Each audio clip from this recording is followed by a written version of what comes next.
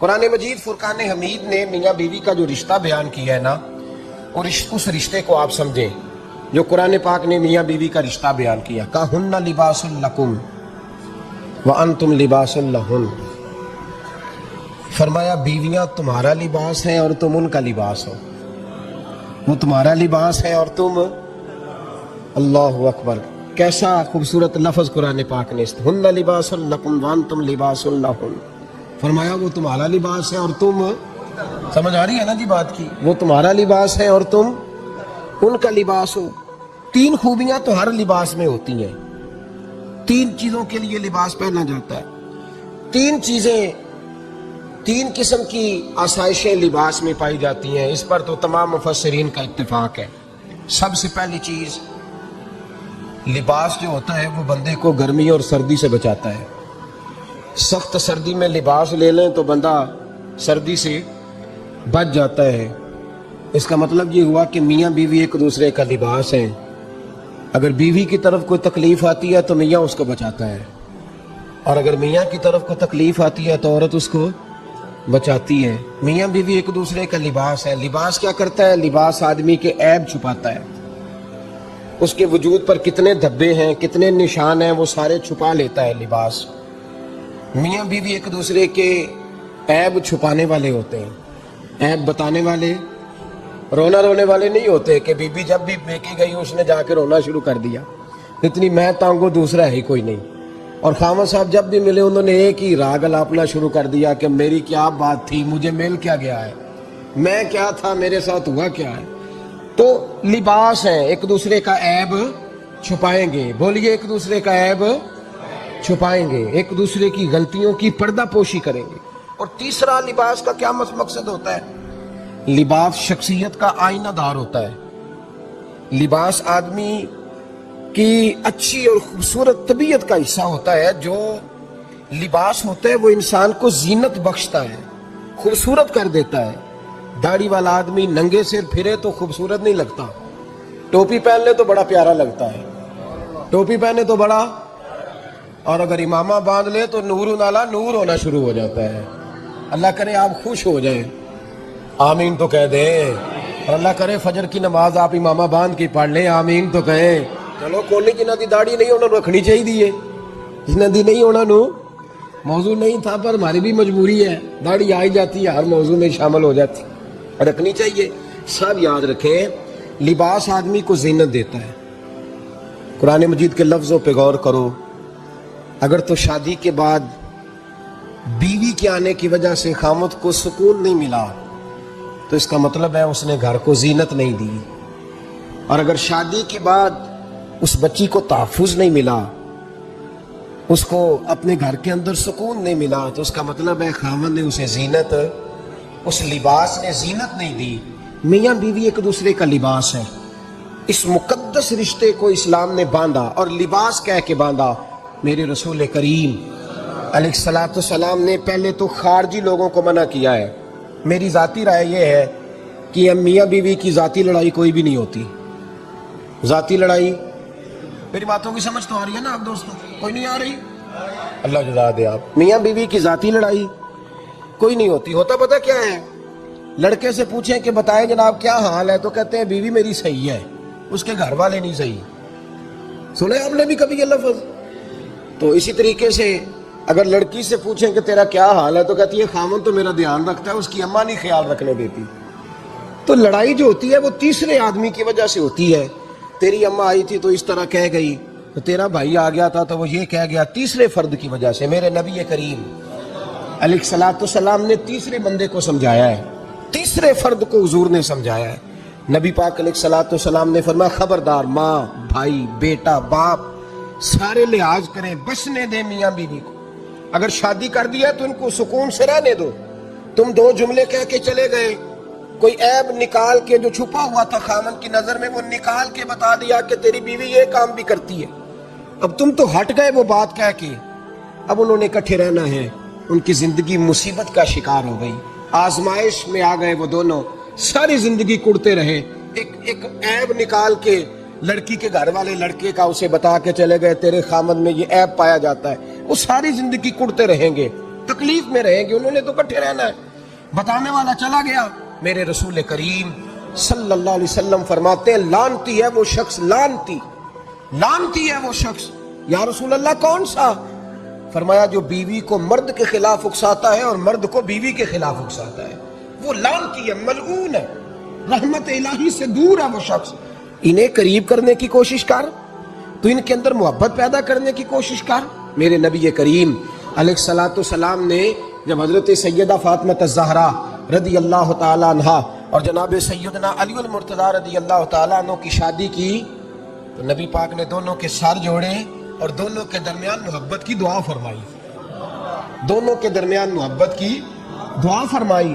اور نبی پاک صلی اللہ علیہ وسلم حضرت فاطمہ کے سامنے جناب علی کے فضائل بیان فرماتے، اور جناب علی آتے تو نبی پاک فرماتے فاطمہ تو میرے وجود کا حصہ ہے، وہ تو میرے جگر کا ٹکڑا ہے۔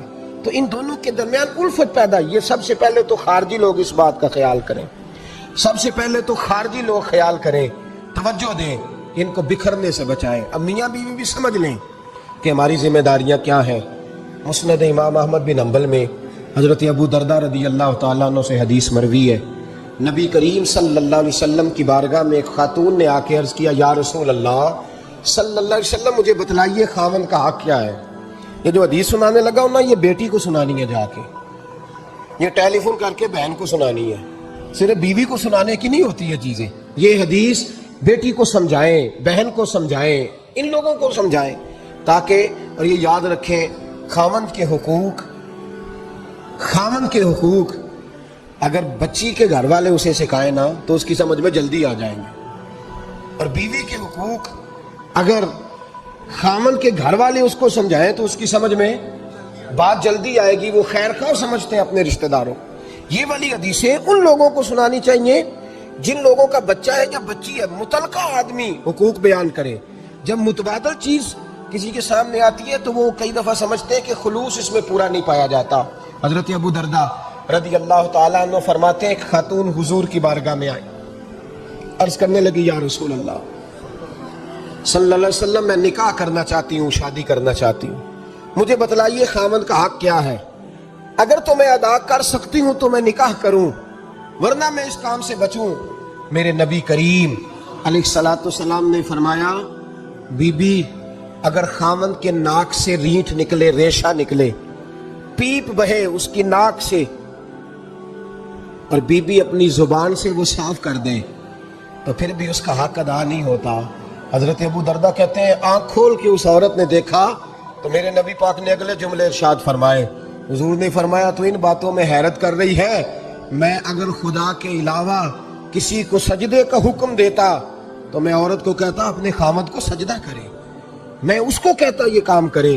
میرے رسول کریم علیہ الصلوۃ والسلام نے حقوق کا تعین فرمایا، حقوق کا تعین فرمایا، اور نبی کریم صلی اللہ علیہ وسلم نے فرمایا جو عورت اس حال میں مر گئی، اس حال میں دنیا سے گئی کہ اس کا خاوند اس سے راضی تھا، اس کا شوہر اس سے راضی تھا، اس کا گھر والا اس سے مطمئن تھا، تو میرے نبی پاک فرماتے ہیں جب دنیا سے جائے گی تو رب کریم جنت کا دروازہ کھول کے فوراً ہی جنت میں داخل فرما دے گا، اس کو بغیر روک ٹوک جنت دے دی جائے گی۔ شرط یہ ہے کہ وہ جب دنیا سے جائے تو اس حال میں جائے کہ اس کا خاوند اس سے شکوے نہ کرتی پھرے، شکایتیں نہ کرتی پھرے، شکایتیں نہ کرے۔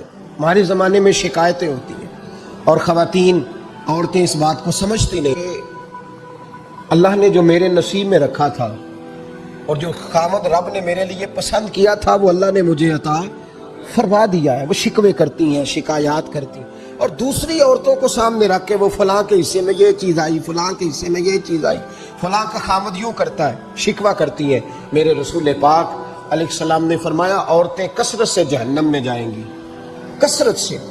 ایک صحابی رو پڑے، ایک حدیث میں لفظ یہ ہے رو پڑے، عرض کرنے لگے یا رسول اللہ وہ ہماری مائیں بھی ہیں، بیٹیاں بھی ہیں، بہنیں بھی، حضور جہنم میں جائیں گی؟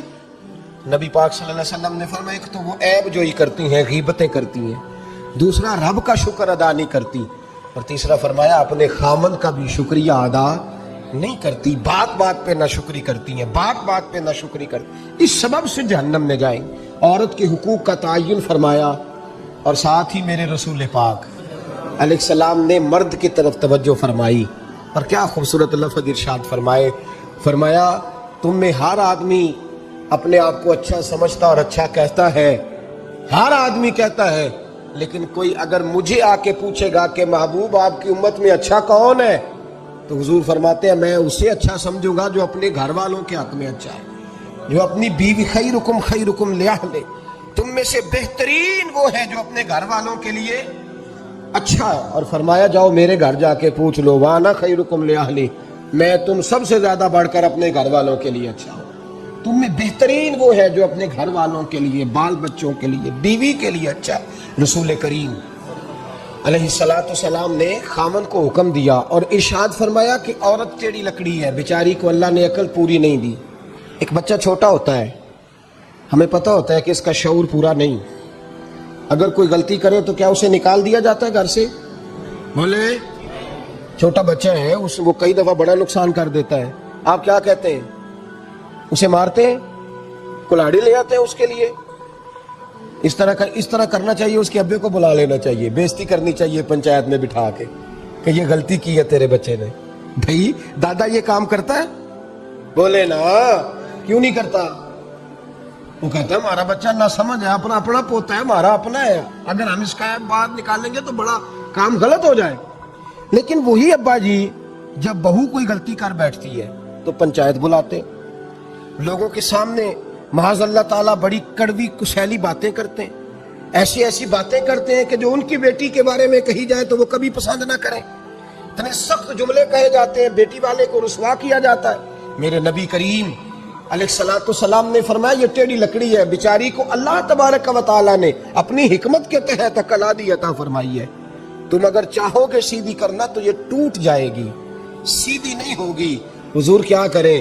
فرمایا اس کے ساتھ گزارا کرو، اللہ تمہیں اجر عطا فرمائے گا، اس کے ساتھ وقت گزارو، اللہ تمہیں اس کا، یہ ذہن بنانا چاہیے خامند کو کہ یہ، اور خامند کی ذمہ داری ہے۔ اعلیٰ حضرت رحمۃ اللہ علیہ نے فتاوی رضویہ کی 24ویں جلد میں بالتفصیل لکھا ہے، آپ فرماتے خامند کی ذمہ داری عورت کو کپڑا فراہم کرنا، روٹی فراہم کرنا، رہنے کے لیے گھر دینا، نان نفقے کا خیال کرنا، اور آپ فرماتے ہیں اگر وہ مطالبہ کرے تو ہفتے میں ایک دن اس کے ماں باپ سے ملانے بھی لے جا سکتا ہے، ہفتے میں، جی کوئی نہیں بول دے تسی ہفتے چ نہیں، یہ نہیں صحیح لفظ، ہر ہفتے اے سوکھ ہے، کدوں ملان کرنا ہے؟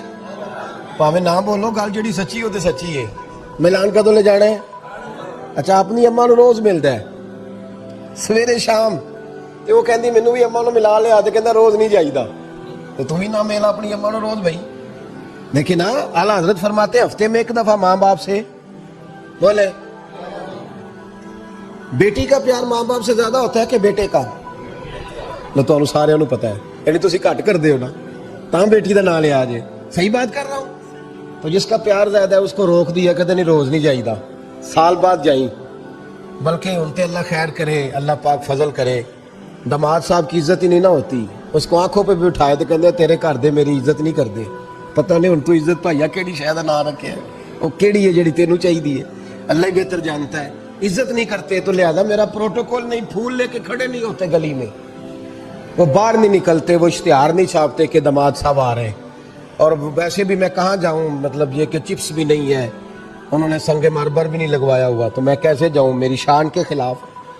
اعلیٰ حضرت فرماتے ہر ہفتے وہ بیٹی جو ہے، تو بیٹیاں ہوتی ہیں، یہ تو اس دن پتہ چلتا ہے نا جب اپنی بیٹی بندہ ڈولی میں ڈالتا ہے، پھر پتہ چلتا ہے کہ دل کرتا ہے ہر ہفتے اس کو ملنے کو، دل کرتا ہے کہ وہ آئے، چہرہ دکھائے، ایک دفعہ مل جائے، ہر ہفتے اس کو ملوانے لے کے جائے، اس کی غلطیاں معاف کرے، اس کے عیبوں پہ پردہ ڈالے، اس کی کوتاہیوں کا خیال کرے، اس سے درگزر کرے۔ میرے نبی کریم صلی اللہ علیہ وسلم نے فرمایا میں اپنی امت کو حکم دیتا ہوں کہ اپنی بیوی سے بغض نہ پالنا، بغض نہ پیدا کرنا، کوئی غلطی کرے تو بغض نہ پیدا کرنا، بغض نہ رکھ لینا سینے میں کہ تو ہے ہی ایسی، تو ہے ہی، بغض نہ پالنا۔ اور کیا خوبصورت لفظ ہیں حضرت خدیجہ الکبریٰ کے سرتاج کے، اور کیا لفظ ہیں جناب سیدہ آمنہ کے لال کے۔ میرے نبی پاک فرمانے لگے اگر تمہیں اپنی بیوی کی کوئی عادت ناپسند ہے تو غور کر لو، ڈھونڈ لو، اس میں ایسی بھی عادت تمہیں ضرور مل جائے گی جو تمہیں بڑی پسند ہوگی، ڈھونڈ لو، غور کر لو، مل جائے گی، کوئی ایسی بھی مل جائے گی جو تمہیں بڑی، بڑی پسند ہوگی وہ بھی تمہیں مل جائے گی، ڈھونڈو تو صحیح، تلاش تو کرو، بغض کی اینک نہ لگانا، بغض کی اینک لگا کے دیکھو گے تو کچھ نہیں ملے گا۔ نبی رحمت سید عالم صلی اللہ علیہ وسلم، پہلی بات یہ ہے کہ اللہ کے حبیب نے تعین فرمایا، اور پھر عملی طور پر حضور نے وہ چیزیں کر کے دکھائیں